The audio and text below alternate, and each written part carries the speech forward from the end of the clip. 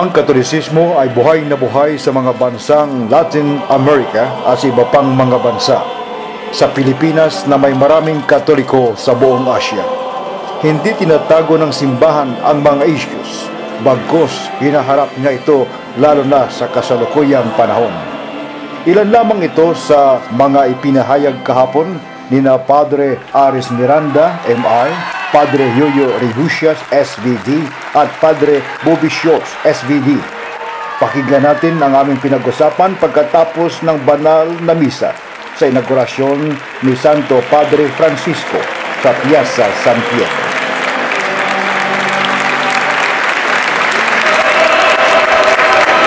Ako po si Father Bobby Schultz, SVD. Dati sa Pilipinas, ngayon nagdedestino dito sa Rome sa SVD General 8. No? Tagaytay ako nagturo sa mga seminarians. At ito yung kasama ko, naging eskwela ko pa sa Tagaytay, no? Father Ramonito. Father. Tama. Pakiramdam natin at mayroon na tayong bagong Santo Padre. Masaya.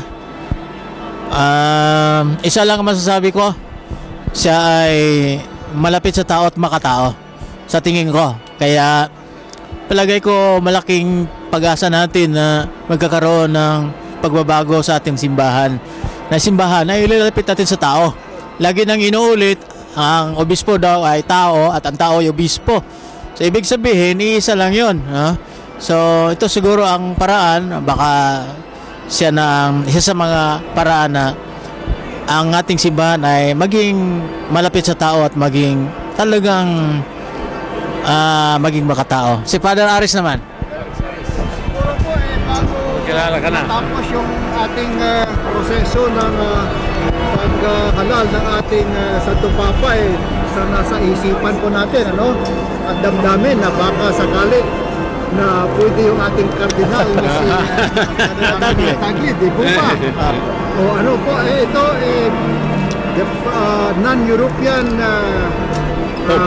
Pope, itong bago ngayon. Ano po ang masabi po niyo, Father? Well, siguro ito yung napakagandang pagkakataon, no? Hindi dahil hindi European ang ating Papa, kundi at least nagbigay daan, no?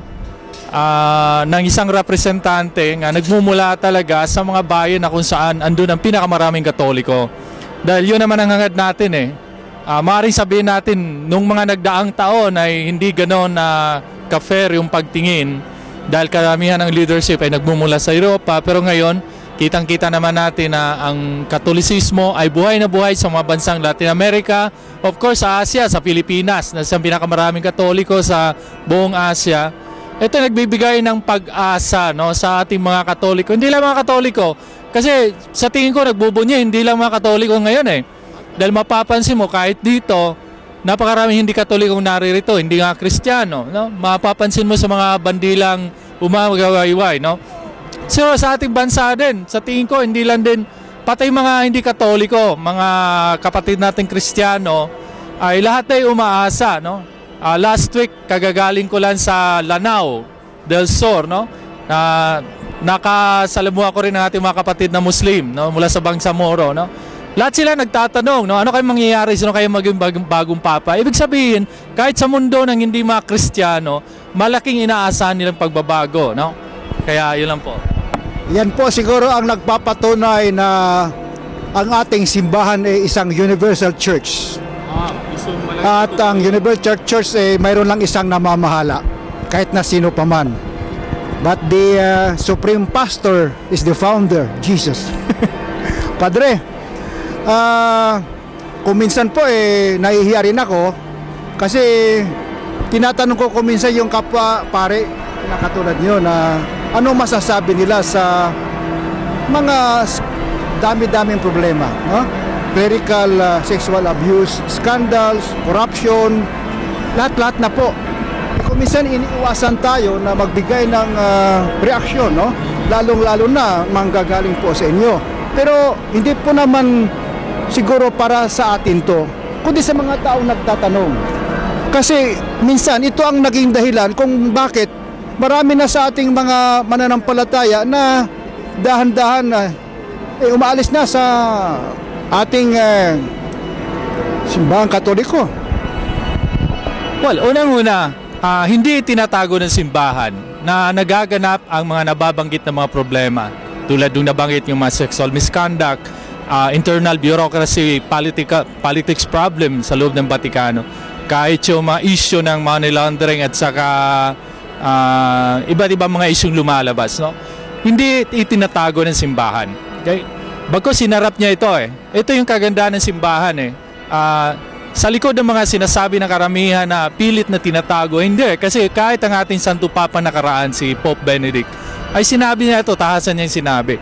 Inaamin din ng mga karamihan sa mga leader ng ating simbahan. Siguro ngayon ang hamon eh, paano haharapin at tutugunan ito? Kasi ang mga tao, tayo, kahit kami mga kapariano, nag-aantay din ng kasagutan. Pero hindi lang kami nag-aantay, nakahanda rin kami kung paano kami makakatulong sa pagganap ng kasagutan ito. No? Sama-sama sana tayong lahat. No?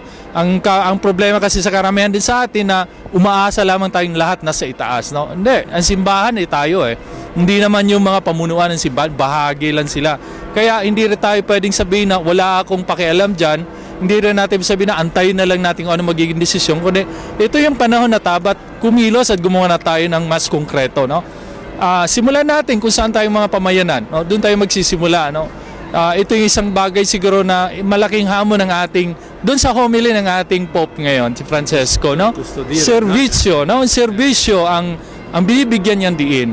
Pero yung serbisyo na to, dapat lagi nakatuon kay Kristo kasi ito yung pinaghuhugutan natin ng lakas. No?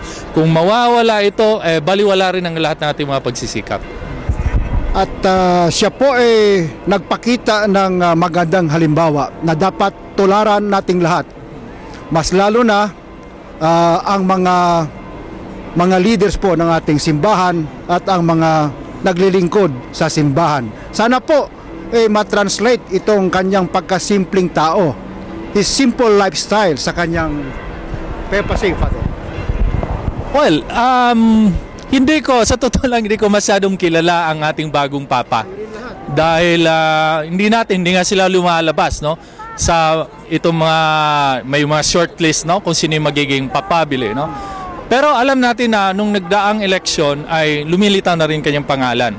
Pero hindi ko masyadong kabisado ang naging buhay niya. Pero marami nagsasabi, batay sa mga nasulat, yung kanyang kasimplihan ng buhay. No? Paano ito matatranslate? No? Hindi lang siguro sa pamumuhay niya dahil alam niya yun eh. Ginagawa na niya. Yung simula nung nahirang siya bilang isang papa, yung mga pinapakita niya ay talagang sangayon din sa kanyang sinasabuhay. No? Ito yung hamon sa atin. Paano naman kami mga kaparian? No?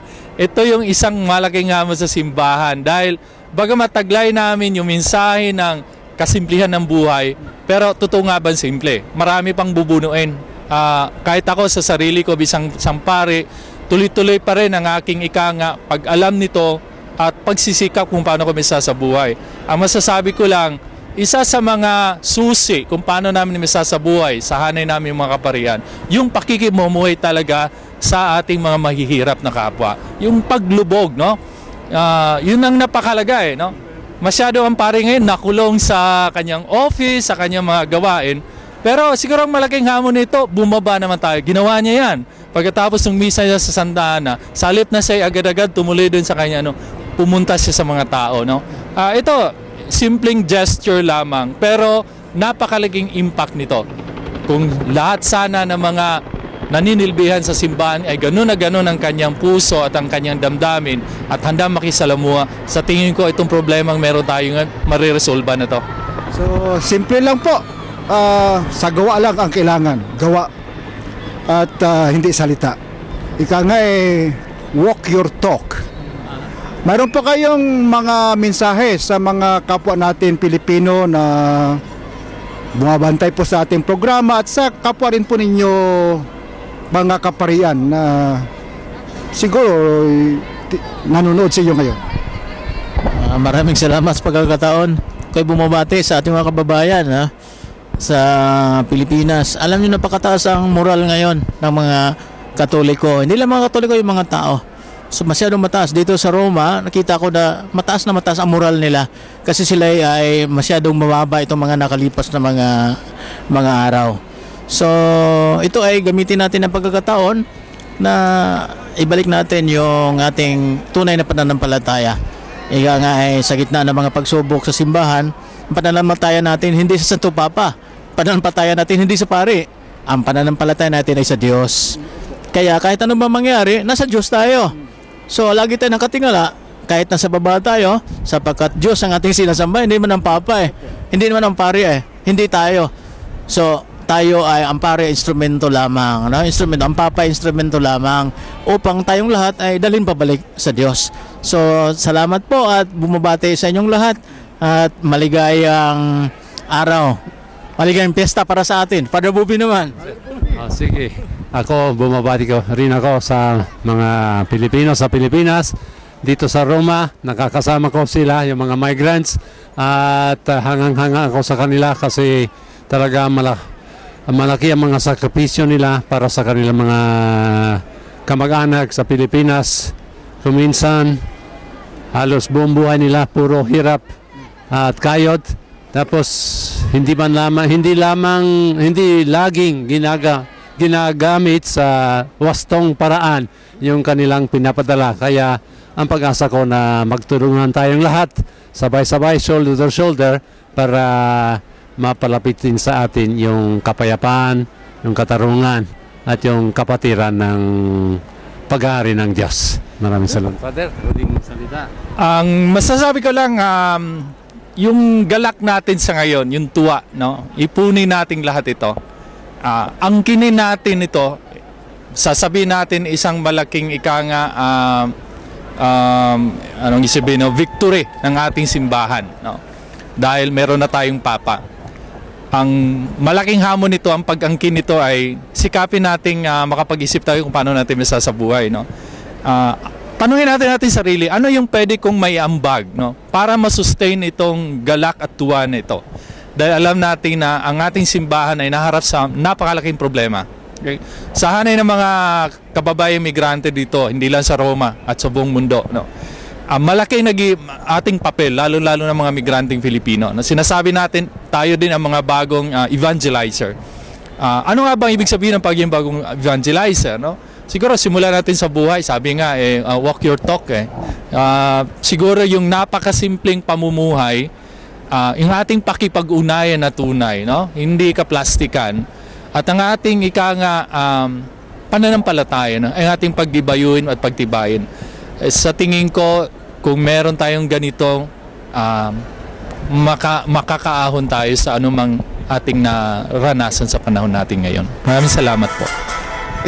Mga kapatid na Pilipino, narinig po ninyo ang ating mga kaparian na nandito sa Roma. At ang iba po nating mga lay people, kapwa Pilipino, lalo na ang mga Pilipinong migrante. Ang damdamin ng kagalakan.